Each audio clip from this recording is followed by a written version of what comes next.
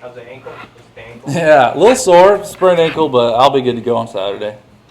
When's the last time you had to make a tackle like that? Montana versus Idaho last year, we had 2 tackles on kickoff. I don't have a problem hitting people. I did Taekwondo growing up.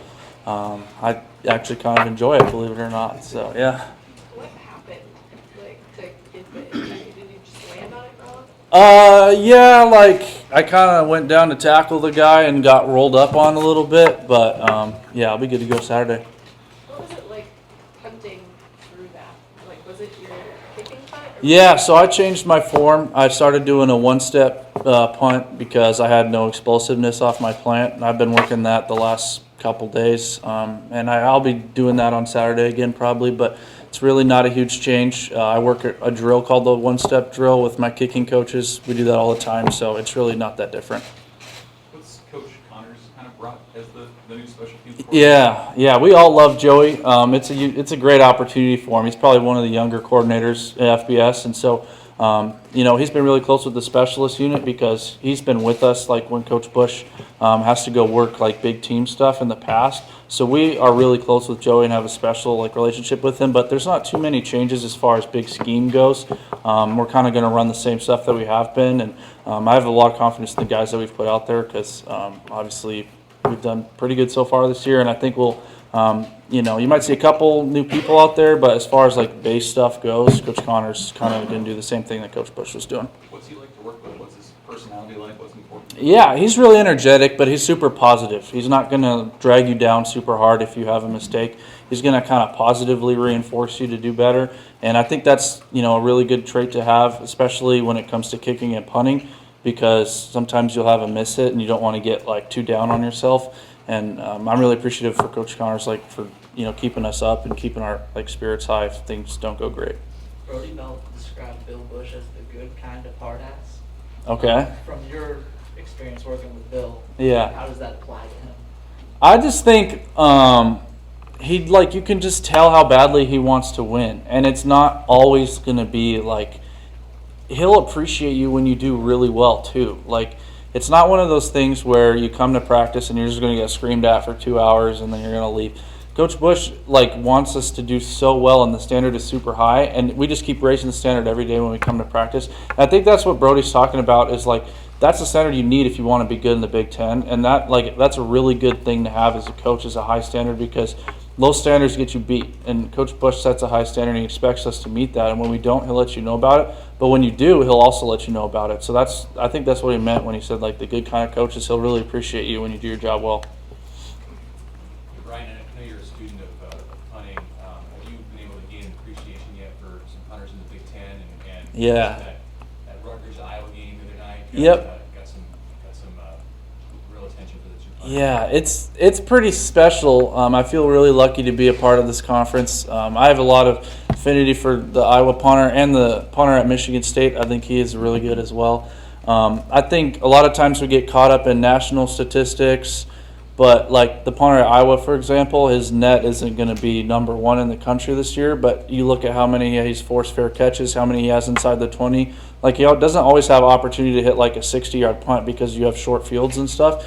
So you kind of have to dive deep into statistics to tell who's really good at punting, because some guys will get short hang time and then get a super long roll and stuff. But in the Big Ten West, all the punters are really good. And yeah, I watched that Iowa Rutgers game and it was really entertaining, if you ask me. Do you consider it a competition when you're out there and you're punting and the other guys punting? Yeah. Pay attention? I would say it's a really friendly competition, because punters and kickers, we all kind of have a close-knit group. We all train with coaches that are similar in the off-season, so we'll meet up with guys and we'll see them and talk to them throughout the off-season. And last game versus Oklahoma, I know their punter pretty well, and he's a really good guy, and obviously he has a huge leg. And so every time I step out there on the field, I kind of just hope that they do really well, because it's kind of cool to watch.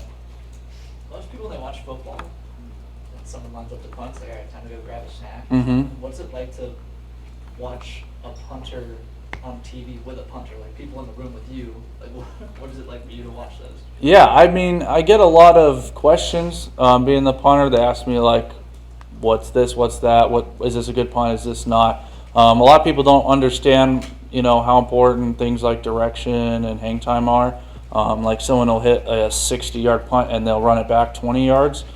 and people will be like, "Oh, that was such a great punt," but really it wasn't. Like all you want is like 46, 46, 47, 47, because obviously last game I had a miss hit that got run back because I didn't get good direction, didn't get good hang time, and that's on me. That's not on the coverage guys or anything. And a lot of people don't understand that. I think that watch football. When you say you did Taekwondo, Yeah. like how involved was that? 7 years. I got a black belt, so I did it for a long time. We kind of did it as a family thing growing up, but my older sister was the best at it. You got to really watch out for her. She's really good. Where do you sense this team is at? Is Mickey Joseph talked about getting reset sort of a new season. Yeah. You've been on winning squads before. I mean, what do you feel like this team is a mentality to kind of overcome what's happened? Yeah, it's pretty crazy because so much has gone on through the first 4 weeks of the season. It kind of feels like, holy cow, the season's been going on forever, but it hasn't. We're only a third of the way through. We still have, like 7, 8 games of Big Ten play, and so we're 0-1 in Big Ten play, and the top team is 1-0. And so we have all our goals out there in front of us. That's one thing Coach Joseph's been preaching. I think we have to reset, and we have this mentality of wanting to go 1-0 each game. Because one thing is you can't get too focused on the big goal, like, oh, we want to go to Indianapolis. Well, yeah, but you have to be focused on going 1-0 each week in order to get to Indianapolis. And I think that's one thing that he's done a really good job of is our focus this week is playing Indiana and beating Indiana. And whatever happens next, happens next. I think you said that Bush is good at understanding different guys' learning styles and meeting them there. Yeah. How would you describe your learning style and how did Bush meet you there? Yeah, I mean, you can yell at me pretty good and get on me. I think I respond best to that is kind of a wake-up call. Because I think if, coach is quote-unquote like soft with me, sometimes the standard might get lowered a little bit. So just keeping me accountable to the standard that is high, that's kind of how he helped me the most. And he's, obviously changed that for different guys in our group. But I think, with him moving to the defense, I think that'll be really good for them. And I'm really excited to see what happens on Saturday.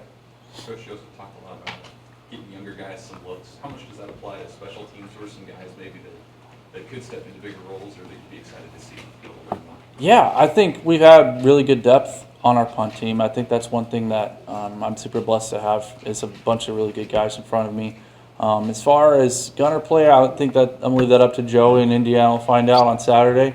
But, I mean, there's guys, and whoever's the best at their position is going to play. That's what I think Coach was meaning by that. And there's a bunch of kids who've come in and freshmen who've really put their name out there. And, I mean, they deserve to play on Saturdays, and they will. Anything else for Brian? You see the butt punt yesterday? I did. That's not on the punter. It's not the punter.